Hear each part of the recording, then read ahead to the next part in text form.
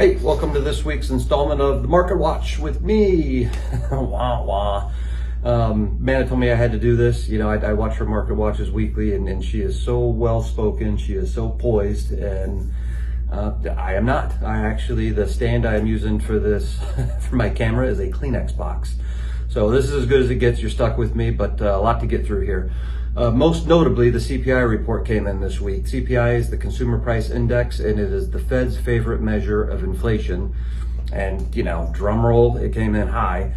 We were expecting it to come in high. It came in higher than expectation.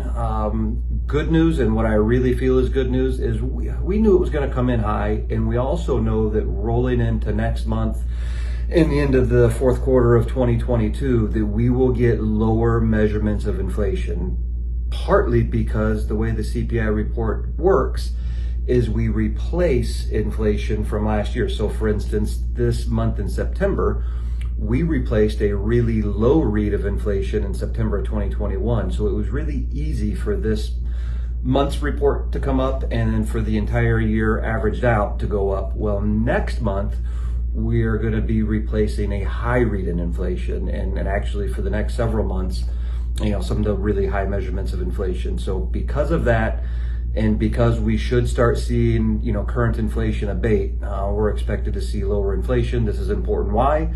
Inflation is tied to mortgage-backed securities to interest rates, so much so that this last report on CPI put interest rates right over 6% again. You know, they hit 6% in June. Since then, they stabilized and started coming down. We got to, 5.5, 5.375. And we are right back up to 6%. So good news to come.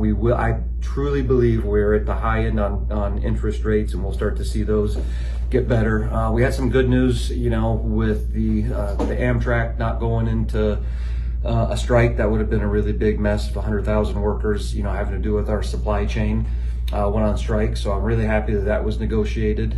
So not wonderful news this week, but I promise some really great news to come. And none other than great news of having Amanda back at this next week. You guys enjoy the rest of your week. Thanks so much.